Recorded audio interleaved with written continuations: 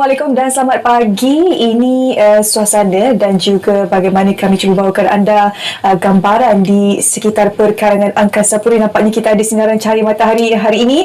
Mungkin satu petanda sinaran baharu juga untuk kita semua hari ini, Ismail. InsyaAllah kita memulakan pagi kita dengan doa dan juga tawakal kepada Allah Subhanahu Wa Taala supaya kita dapat dipermudahkan urusan dan juga kita berjaya untuk mengurangkan kes jangkitan COVID-19. Apa-apa pun, terima kasih bersama kami dalam Selamat Pagi Malaysia pada pagi ini. Sudah pastinya 2 jam kita akan bersiaran dan sudah pasti kita juga nak kembali mengingatkan anda supaya sentiasa mematuhi SOP penjarakan sosial dan juga norma baru yang digariskan oleh PMKN dan KKM, walaupun ada beberapa sektor yang telah pun diberi kelonggaran, khususnya kepada sektor pendidikan dan juga sektor ataupun di kawasan persekolahan sendiri. Okey, sebelum kita pergi dengan lebih lanjut berkenaan berita-berita kelonggaran SOP yang dibenarkan, jom kita kongsi terlebih dahulu berkenaan kes terbaru jangkitan COVID-19 dekat semalam. Sudah pun 4 hari berturut-turut mencatatkan kes di bawah paras 2,000 sehari. Semalam mencatatkan sebanyak 1,280. Ini kami kongsikan juga pecahan kes aktif di mana Selangor masih lagi mencatatkan kes yang tinggi, paling tinggi sebenarnya jika dibandingkan dengan negeri-negeri lain, iaitu sebanyak 464 kes baru. Kuala Lumpur juga perlu berjaga-jaga dan juga Sarawak. Ini antara negeri yang kita lihat mempunyai kes yang melebihi 2 angka. Kalau diikutkan kepada taburan kes tersebut, ada beberapa negeri yang dikategorikan di bawah kelompok PKPP dan juga dikategorikan di bawah kelompok PKPP, iaitu kita kata Perintah Kawalan Pergerakan Pemulihan. Cumanya apabila semalam Yang Berhormat Menteri Kanan Pertahanan telah pun mengumumkan dalam sidang media khas MKN bahawasanya diberikan kelonggaran untuk sektor pelancongan mula beroperasi antara kawasan PKPP ke kawasan PKPP. Boleh kita kongsikan di sini, pergerakan pelancongan dibenarkan, namun ada beberapa syarat yang perlu dipatuhi, iaitu hanya kenderaan menggunakan ejen pelancongan berdaftar sahaja yang boleh digunakan, dan juga laluan perjalanan itu seharusnya hanyalah daripada kawasan PKPP kepada kawasan PKPP. Makanya ia tidak menyentuh tentang kawasan PKPB. Jadi diharapkan agar dari semasa ke semasa kita boleh saja terus mengikuti apa yang telah pun diumumkan oleh PMKN. Juga tidak lupa untuk industri hiburan dan juga industri seni juga telah mula diberikan kelonggaran dengan kapasiti 50% daripada jumlah penonton. Dan kalau kita ingin kongsikan juga antara contoh yang diberikan oleh Datuk Seri Ismail Sabri sewaktu sidang media harian tersebut, contohnya anda ingin melakukan perjalanan daripada Putrajaya, di mana Putrajaya merupakan kawasan PKPP ke Melaka, anda perlu melalui Negeri Sembilan yang diletakkan di bawah kawasan PKPB. Anda tidak dibenarkan untuk berhenti di kawasan Negeri Sembilan. Perjalanannya perlu dijadikan sebagai one off, maksudnya sekali lalu sahaja daripada Putrajaya ke Melaka. Jadi itulah orang kata gelembung perjalanan setakat ini yang dibenarkan untuk anda semua. Kalau kita boleh kongsikan antara negeri-negeri PKPP, iaitu Perintah Kawalan Pergerakan Pemulihan tersebut adalah di Perlis, di Pahang, Terengganu, Putrajaya, Melaka, Labuan dan juga Sabah. Ini sahaja negeri yang dibenarkan untuk anda merentas negeri dan juga melakukan aktiviti pelancongan. Tapi bersyaratlah seperti Ismail kongsi tadi.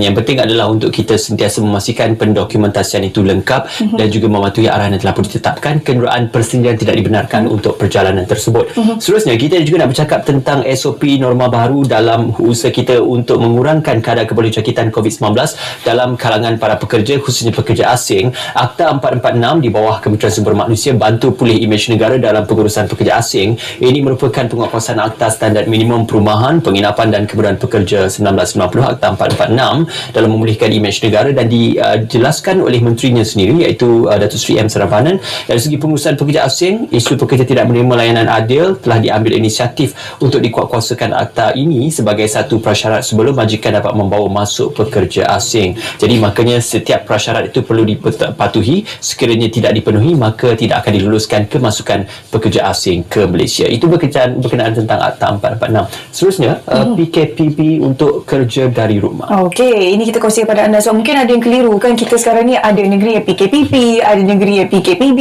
Jadi saya dah kongsikan tadi negeri-negeri PKPP, dan untuk negeri PKPB difahamkan dasar bekerja dari rumah masih lagi terpakai, iaitu sebanyak 30% kaki tangan ke pejabat. Tapi sedikit berbeza untuk negeri yang berada di bawah PKPP, kapasiti penuh untuk berada di pejabat dibenarkan. Jadi ini kita kongsikan kepada anda secara ringkas saja. Kalau anda ingin buat bacaan lebih lanjut, apakah antara SOP terkini bagi berapa ramai jumlah yang dibenarkan untuk pekerja berada di pejabat, anda boleh terus saja ke laman sesama berita harian untuk mendapatkan maklumat lanjut. Seterusnya, untuk sektor pelancongan seperti yang disebutkan tadi, walaupun Langkawi sebelum ini dikategorikan sebagai PKPB di bawah negeri Kedah, kali ini kerajaan telah mengumumkan Langkawi dimasukkan dalam senarai PKPP untuk membolehkan pulau tersebut menerima kemasukan pelancong domestik seperti mana yang telah pun diperintahkan oleh Majlis Keselamatan Negara, walaupun Kedah masih dikategorikan sebagai PKPB, dan untuk status pulau itu telah pun dimasukkan dalam status zon hijau, dan Langkawi merupakan sebuah pulau pelancongan yang statusnya dikekalkan pada PKPP untuk membolehkan gelembung pelancongan bersasar terpakai bermula pada satu tarikh yang telah pun ditetapkan oleh pihak Majlis Keselamatan Negara. Ini kerana ya, kita tahu Kedah bukan berada dalam PKPP, tetapi di Langkawi dia adalah satu kawasan pulau, kawasan yang tersendiri antara mereka, dan difahamkan kes terakhir yang dicatatkan di Pulau Langkawi adalah pada 20 Januari lalu. Jadi disebabkan itu, melihat situasi ini, kenapa sebenarnya kelonggaran diberikan untuk kita semua melancong ke Pulau Langkawi, tapi dengan bersyarat. Penilaian itulah berdasarkan kepada risiko kepada jangkitan COVID-19. Ini seperti yang dikongsikan oleh Syuhada tadi tentang penurunan kes. Ini lagi keputusan kepada mereka yang memohon untuk kemasukan ke Maktab Rendah Sains Mara MRSM sesi 2021 telah pun mula boleh disemak bermula hari ini. Sebelum ini, para pelajar di darjah 6 ataupun yang telah pun mengambil peperiksaan untuk ujian penilaian tersebut boleh melakukan semakan melalui portal rasmi www.mara.gov.my. InsyaAllah kita ucapkan selamat maju jaya untuk mereka yang memohon dan juga yang akan menyemak permohonan pada hari ini.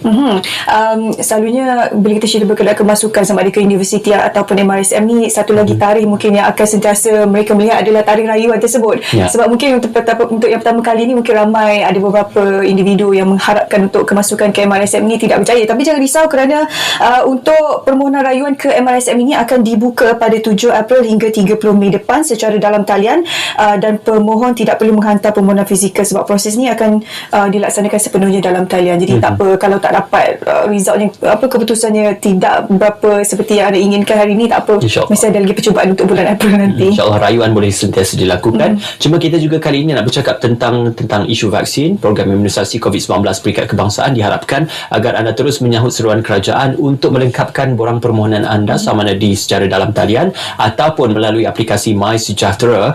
Sehingga setakat ini telah pun kita menerima hampir 4 juta permohonan rakyat Malaysia untuk pendaftaran program imunisasi COVID-19 peringkat kebangsaan, dan juga untuk penggunaan sarung getah juga telah pun diceritakan dalam aplikasi tersebut. Ini merupakan salah satu daripada SOP yang perlu untuk dipatuhi, penggunaan sarung tangan getah dalam memastikan untuk kita suntikan vaksin itu menggunakan picagari low that volume itu adalah dapat memastikan supaya pencegahan dari segi mengelakkan kebolehjangkitan bagi COVID-19 itu berlaku sekiranya bersentuhan kulit antara mereka yang menyuntik vaksin dan juga mereka yang akan menerima vaksin tersebut.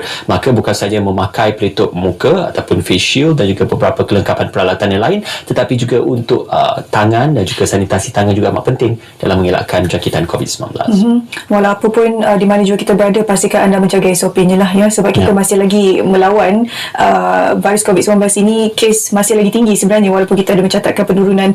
Okey, kita nak berehat seketika, kembali selepas ini ada banyak lagi topik menarik akan dikupaskan. Jangan ke mana.